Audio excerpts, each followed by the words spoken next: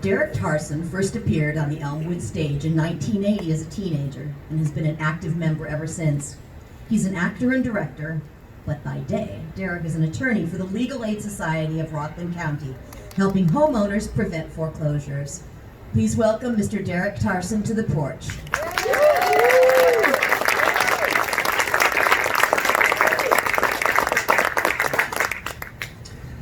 When I was 24, I set out to test myself by hiking.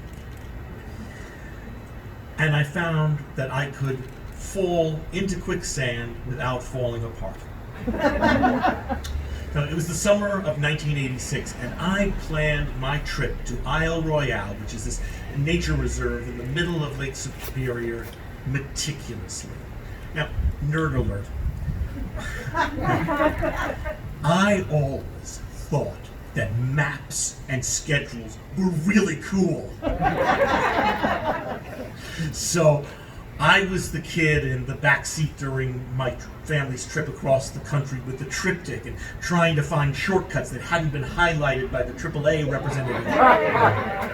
So with that kind of meticulousness, I planned this trip. I was going to take the ferry from Copper Harbor, Michigan, to a point on Isle Royale, and then hike 24 miles to another point on Isle Royale in 2 days, and then take a different ferry from that point to Grand Portage, Minnesota, where I was going to rent a car and catch a flight from Thunder Bay, Ontario. Now, I'd been hiking before, maybe 5 miles, but not 24 miles in 2 days. So I was prepared. I had my backpack, I had a sleeping bag, I had some food. I don't recall having a stove, however, or a flashlight. And most importantly, I was wearing sneakers. I had no hiking boots. So I set off upon the trail and was going along, and suddenly the trail got a lot narrower, and I do blame the forest rangers on Isle Royale for not marking the trail properly. But I decided this was an adventure, so I kept going, and the trail got narrower and narrower, and the more wooded and more brambly. But then I saw a clearing ahead, and I said, okay, this is great. I'm on my way back to the trail. So I get to the clearing, I put my foot down, and down, and down. And my right leg was up to my calf in a boggy, quicksandy mess. So I had to sit on the solid ground, pull out my leg, but unfortunately my right sneaker was never to be seen again.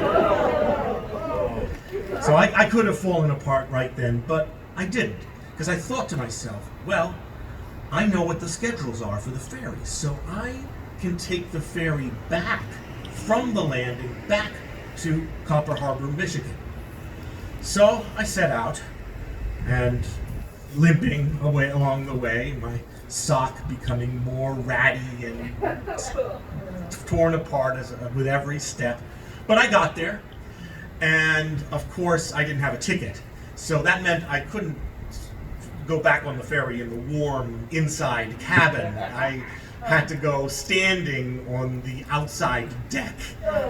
And Lake Superior, even in summer, midsummer, is very cold. So there I was on the deck, freezing.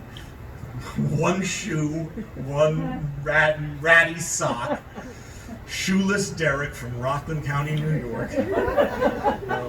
Fortunately, people did take pity on me, and I got offers to get a ride, which was great. And this Midwestern woman came up to me and said, with a pair of house slippers, and she said, I just got these. They're El Cheapo from Kmart, but you can have them if you want. And I took them gratefully. So I did get back to Copper Harbor, Michigan. I spent the night. I got my car, drove around, caught my flight. And the next year, I did go back to Isle Royale. And I did cross the island, although not in 2 days. But the real postscript to this story came 11 years later. I was living on the 3rd floor of an old Victorian house. And it was the middle of the night, 11:45 at night. And I heard my door buzzer was ringing insistently. I was dead asleep. I was going to try to ignore it, but it kept ringing, it kept ringing. So finally I got up, I got to the door buzzer, and the voice over the buzzer said, "Your house is on fire." And I said, "What?" I said, "Your house is on fire, get out of there, man." And I was stunned. I went back into my bedroom, and sure enough, in the closet on the other side of the room, I could see flames starting to... Oh. So I ran out of there. I got dressed. I ran out of there. I forgot my glasses. The fireman had to get that later. But I did run out. I went to the street. And I could have fallen apart right then. But I didn't.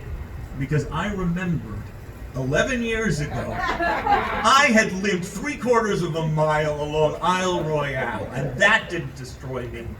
And if I could do that, and this lesson has taught me throughout my life, I could do anything. I could survive. Thank you.